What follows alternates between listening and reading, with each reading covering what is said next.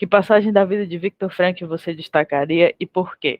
Essa é a pergunta que eu, Thaline Chagas, e o meu colega psicólogo e logoterapeuta Matheus Nunes respondemos aqui neste vídeo.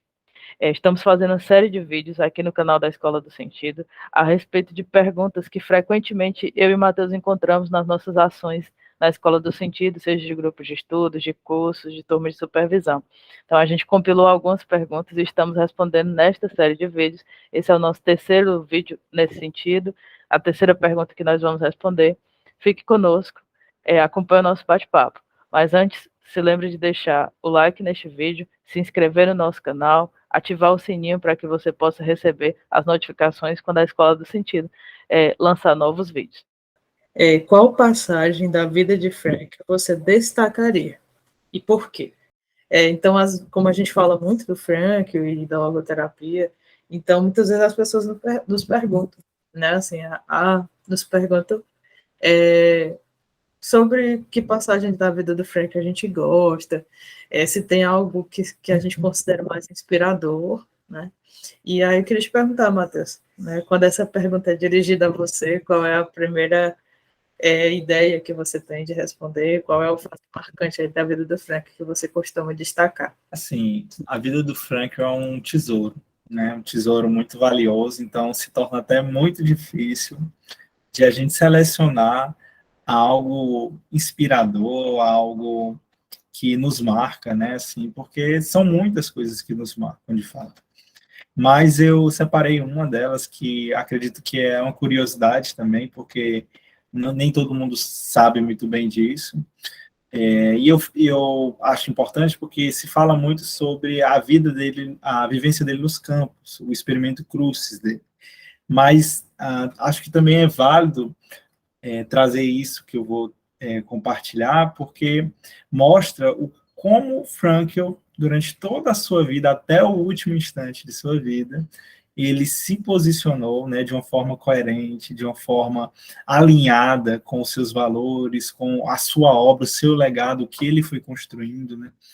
E o fato é o seguinte, que o Frankl, ele, como a gente disse, ele viveu praticamente todo o século XX e ele faleceu, né, após uma cirurgia cardíaca. Ele entrou, né, para fazer a cirurgia, a família estava reunida e todos muito preocupados, porque ele já era muito idoso, né, já vinha tendo problemas de saúde antes relacionados a isso, e antes da cirurgia, ele questiona, né, diante dos seus familiares, onde está o trágico.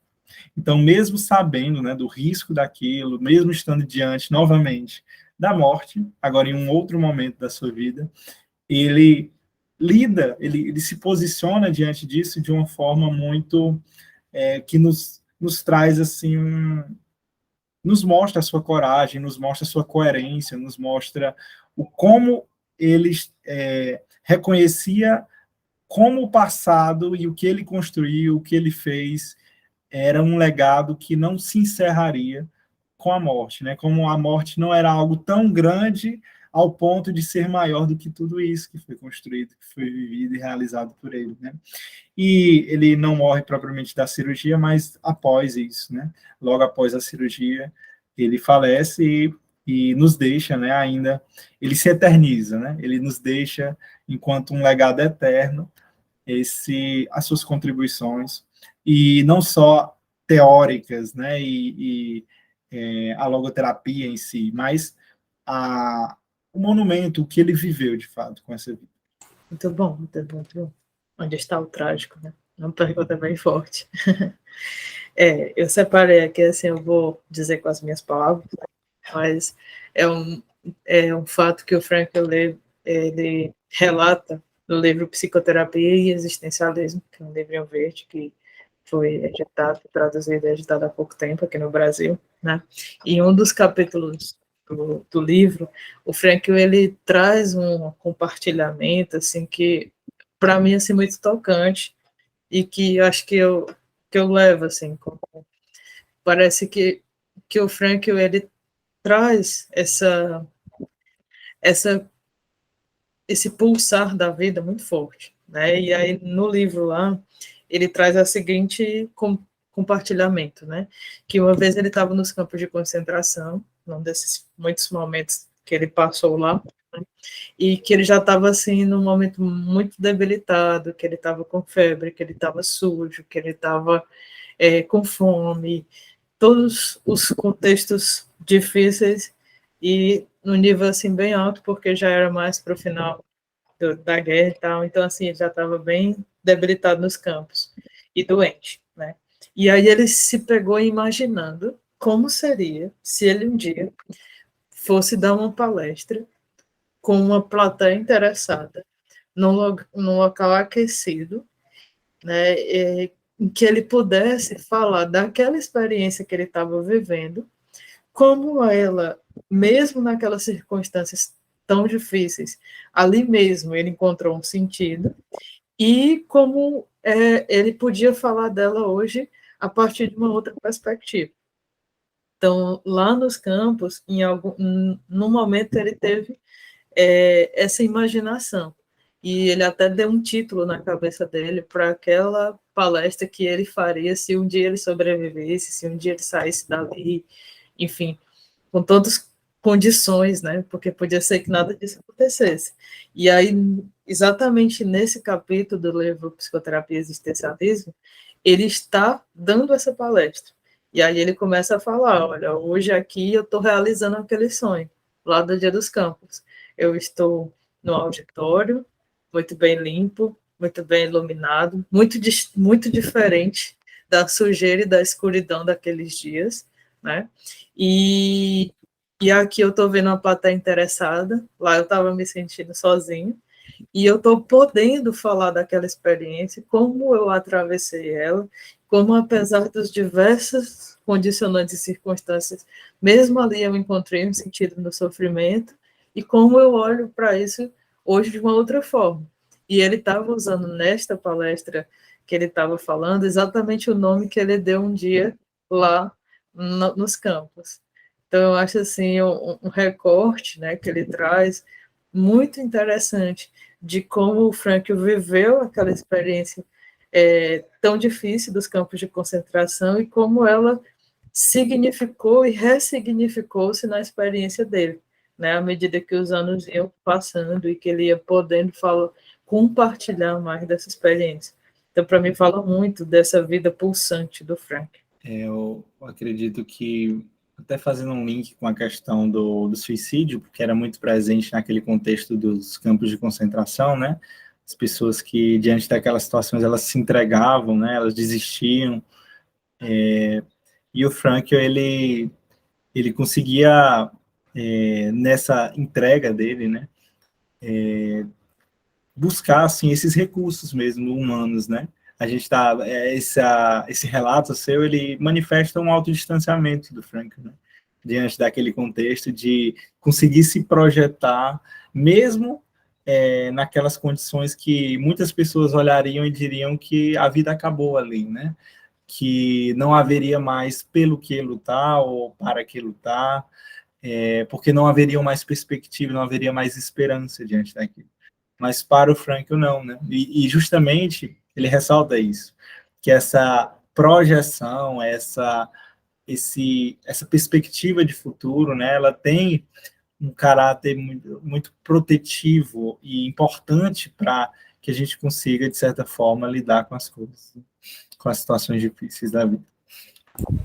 Muito bom, Matheus. E eu acho que só uma coisa que eu queria pontuar da tua fala, que eu acho que é importante também quando a gente se propõe a falar de Frankl e de logoterapia, né, a gente não mencionou muito aqui nesses recortes o livro Em Busca de Sentido, mas eu acho que é uma pontuação que a gente tem que fazer.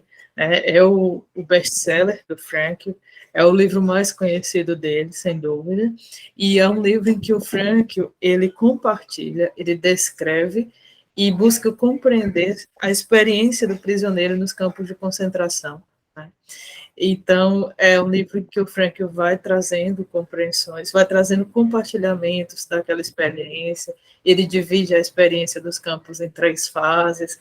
Quando você for ler o livro, se você ainda não leu, você vai ter várias passagens assim, bastante sensíveis do Frankl, contando como era, por exemplo, entrar no campo de concentração, quais eram as circunstâncias, o que estava em jogo ali, né?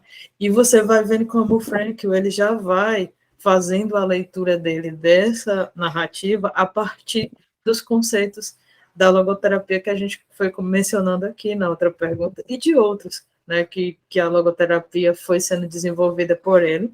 Mas até aproveitando do que tu falou, Matheus, eu acho sempre interessante trazer a ressalva de que quando o Frankl, ele a partir de várias experiências da vida dele, né, mas trazendo para o recorte dos campos, ele se questionou sobre as pessoas que, né, seguem adiante, digamos assim, e as que sucumbem. O Frankl não está fazendo um juízo de valor, assim, porque eu vejo que às vezes as pessoas interpretam ou podem haver interpretar como se o Frankl tivesse distinguindo entre fortes e fracos, sabe? Tipo, as pessoas fortes que encontraram assim um sentido sobreviver, já as pessoas que não foram tão fortes acabaram sucumbindo. Não se trata disso, né? Inclusive no próprio Em Busca de Sentido, o Frankl tem uma frase impactante para mim, em que ele diz assim que os melhores de nós não voltaram, assim, as melhores pessoas daquele contexto dos campos morreram lá.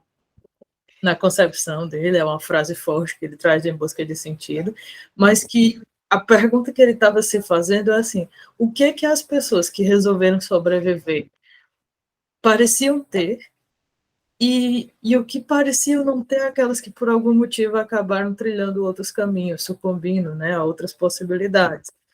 E a partir dessa indagação, dessa inquietação, desse desejo do Frankl de tentar compreender o que acontece, é que ele vai desdobrando compreensões que ele até já tinha, né, aprofundando elas e transformando elas em logoterapia, consolidando elas a partir dos conceitos da logoterapia. Né? Então, acho que é uma ressalva interessante e fica a dica de leitura também, assim, para quem ainda não leu o Em Busca de Sentido, ele é, sem dúvida, uma oportunidade de você conhecer a pessoa do Frank em primeira pessoa, né? Ter um primeiro momento assim de leitura dele, como autor e como pessoa. Então, pessoal, o que você achou desse vídeo? O que você achou do nosso bate-papo?